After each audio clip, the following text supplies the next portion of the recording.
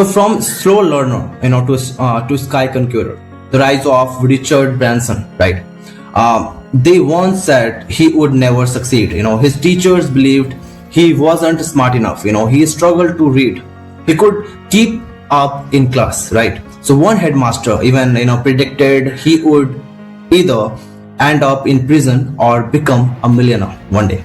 So no one imagined he would become a billionaire who built an empire across the sky. The boy who couldn't read properly, Richard Branson was born in 1950 in Surrey, England, right? So from a young age, he struggled with dyslexia, a learning difficulty that made reading and writing extremely hard for him. So in his school life, he felt lost, right? So letters seemed to dance on the page. Exams were torture. Teachers saw a weak student, right? But what they didn't see was something else, a mind wired differently, right? Branson wasn't good, right? Branson wasn't good at mesmerizing. I'm just saying, sorry, not good at memorizing textbooks, right? But he was brilliant at seeing opportunities. At just age 16 years old, at just 16 years old, he made a bold decision that he dropped out from school. Most people thought it was a mistake, but for Richard, it was the beginning. A magazine that sparkled a movement. Instead of chasing grades, he chased ideas. He started a youth magazine, called Student, right? So he had no business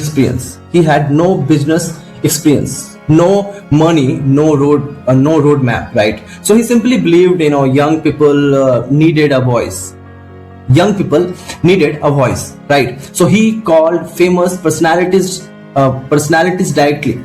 He convinced advertisers to trust a teenager. Slowly, the magazine gained attention, right? It didn't make him rich, but it taught him something priceless. How to sell an idea, and that would change everything. The birth of Virgin, a risky gamble. The birth of Virgin, a risky gamble. In 1970, Branson started a small mail order record business. He named it Virgin Group because he and his team were virgins in business, right?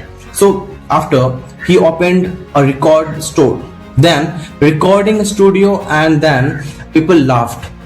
Competing against established giants seemed impossible, but Branson did something different. He signed artists other ignored, right? So one of those artists was Mike Oldfield. His album Tubular Bells became a massive success.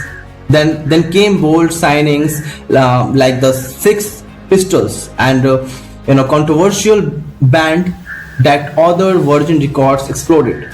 So by the 1980s, right, Branson was no longer the dyslexic boy struggling in class. He was a serious force in the music industry. The sky was next. The most people would have stopped there, but Richard Branson doesn't think small. In 1984, after a cancelled flight frustrated him, he decided to start his own airline, Virgin Atlantic. Imagine that a former school dropout challenging airline giants, right? Industry experts predicted disaster. Airlines were brutally competitive, right? Costs were massive. Risks were enormous. But Branson focused on customer experience. Better service, better comfort, better branding. Virgin Atlantic survived, then thrilled. Selling it all and building bigger. So in 1992, Branson made one of the toughest decisions of his life to save Virgin Atlantic during a financial pressure. He sold Virgin Records for nearly $1 billion. He cried after signing the deal. but the sacrifice gave him power to build something even larger. Over time, the Virgin brand expanded into more than 400 companies, from airlines and trains to mobile networks, health, clubs, and even space tourism. Yes, space. Reaching beyond Earth. Right. So, through Virgin Galactic, you know, through Virgin Galactic, Branson pursued commercial space travel.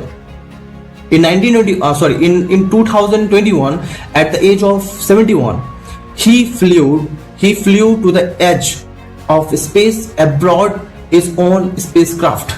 So the dyslexic, right, child who once struggled to read had now touched the stars. So what made him different? It wasn't perfect grades. It wasn't elitist education. It wasn't privilege without struggle. It was turning weakness into strength. It was taking bold risks when others hesitated. Building strong teams to handle what he couldn't. Refusing to let labels define him. So Branson has often said that dyslexia became his superpower, right? So it forced him to think simply, communicate clearly, and see the big picture. The real lesson, what we get from that particular whole story, that your struggles are not your limits. Your struggles are not your limits. They might be your advantage. The world may call you slow. It may doubt you. It may reject you. But if a boy who struggled to read can build $1 billion empire and reach space, what excuse do you have? Think about it. And please subscribe to my channel. So yeah.